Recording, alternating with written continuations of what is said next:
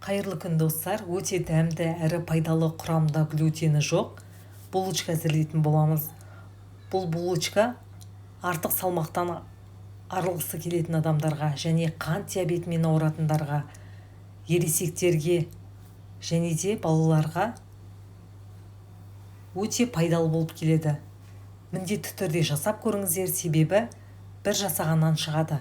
Бізге ол үшін псилиум, жұмыртқа, қопсытқыш, күнжіт, қайнаған су, асқабақ дәні қажет болады. Ыдысымызға жұмыртқамызды салып, оның үстіне дәміне қарай тұз саламыз және де жақсылап араластырамыз. Араластырғаннан кейін біздің массамыз осындай болу керек. Яғни үстіне көпіршіктер пайда болады. Содан кейін псилиум себетін боламыз. Псилиум бұл асқазан ішек жолдарына пайдалы болып келеді. Іш қатудың алдын алады және де ағзадағы артық холестериндер мен майларды ыдыратады. Және де құрамында глютені жоқ. Сол үшін бұлнан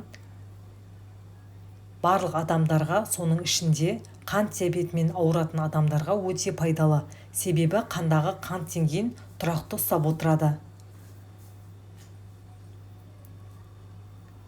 Псилиум қосқаннан кейін оның үстіне қопсытқыш немесе ас содасын қосамыз. Және оның үстіне қайнаған суымызды қосамыз. Суымыз бөлме температурасында болу қажет. Массамызды осындай бөлікшелерге бөліп, бетін жауып 15 минутқа қалдырамыз. Оған дейін біз осы дәндерімізді араластырамыз және бірнеше бөлікке бөлген массамызды алып, булочканың формасын жасайтын боламыз.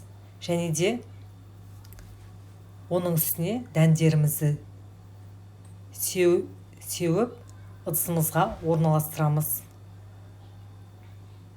Орналастырғаннан кейін 10 минутқа демалдыруға қоямыз. Сол кезде біздің нандарымыз ісініп, көтеріліп, формасын береді.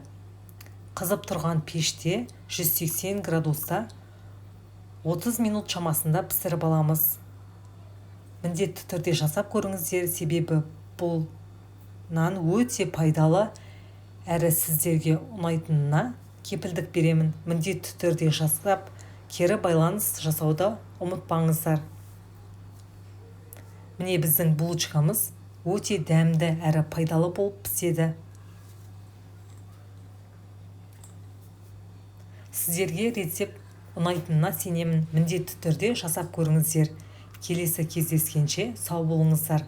Біздің нәзік әрі жұмсақ әрі пайдалы булочкаларымыз дайын болды.